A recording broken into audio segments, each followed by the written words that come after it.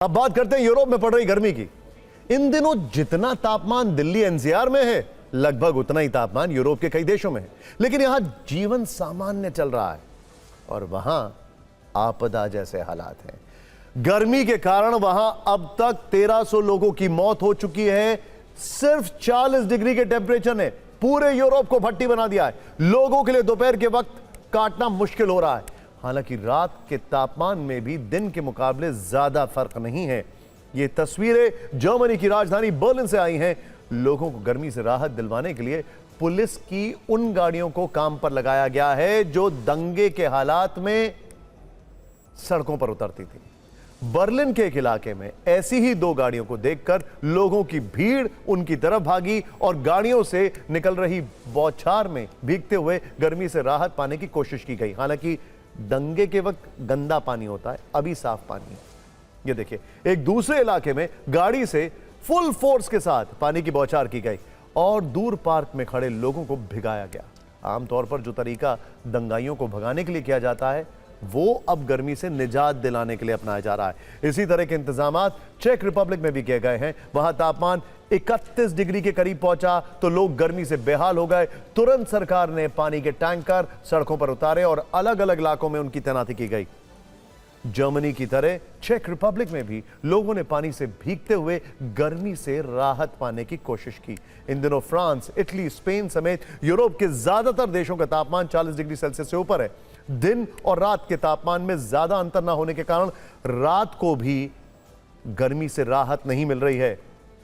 सबसे ज्यादा दिक्कत यूरोप के उन देशों में हो रही है जहां एयर कंडीशनर लगाना आम बात नहीं थी।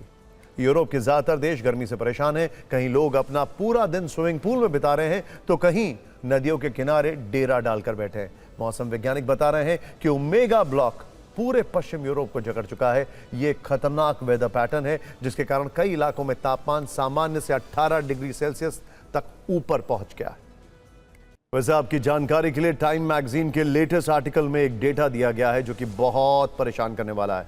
यूरोपियन यूनियन में पिछले 4 साल में गर्मी की वजह से 2 लाख लोगों की मौत हो चुकी है।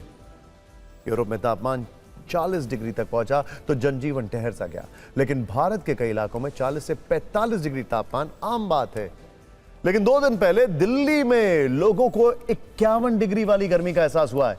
तापमान उतना नहीं था लेकिन महसूस उतना हुआ। दरअसल शनिवार को दिल्ली का हीट इंडेक्स यानी कि फील लाइक तापमान 51.2 डिग्री सेल्सियस तक पहुंच गया था। यह इस साल की गर्मी का सबसे बड़ा आंकड़ा है। लेकिन उस दिन जो असल तापमान था वो था करीब 41.3 डिग्री सेल्सियस, यानी लोगों को वास्तविक तापमान से करीब 10 डिग्री ज्यादा गर्मी महसूस हुई। मौसम विज्ञान की भाषा में इसे फील लाइक टेम्परेचर या हीट इंडेक्स कहा जाता है। 51 डिग्री वाली गर्मी के बाद सवाल उठने लगा कि असल तापमान से सीधा 10 डिग्री ज्यादा टेम्परेचर क्यों फील हो रहा है? इसकी वजह क्या है? तो इसका कारण भी सरल भाषा में हम आपको समझा देते हैं।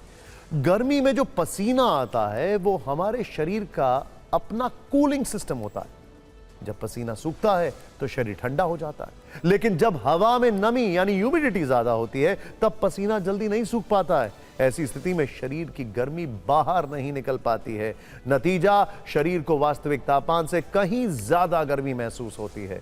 यानी अगर तापमान 41 डिग्री हो और हवा में नमी बहुत ज्यादा हो तो शरीर उसे 50 डिग्री से ज्यादा महसूस कर सकता है। इसी वजह से शनिवार को दिल्ली में लोगों को 51.2 डिग्री जैसी भीषण गर्मी का एहसास हुआ। देखिए, अभी एग्जैक्ट तारीख तो बोलना थोड़ा सा मुश्किल होता है क्योंकि हम इसको हर दिन जो है मॉनिटर कर रहे हैं। जैसे ही कंडीशन फेवरेबल बनती है हम उसको इन्फॉर्म करते हैं। फिलहाल दिल्ली के लिए अगर हम देखें तो आज जो है तापमान 40 से 42 डिग्री सेंटीग्रेड बीच में रह सकता है। कल से हमारा एक्सपेक्टेशन है कि अगर 3 दिनों के दौरान थंडरस्टॉर्म एक्टिविटी जो है वो कंटिन्यू रह सकती है दिल्ली में, जिसकी वजह से जो वर्षा है गतिविधि है वो भी हो सकती है। और इसके साथ साथ में जो तापमान है उसमें भी गिरावट 3 से 5 डिग्री सेंटीग्रेड तक की देखने को मिल सकती है। तो जो हीट वेव कंडीशन कल रियलाइज़ हुई हैं उसमें भी राहत महसूस होगी।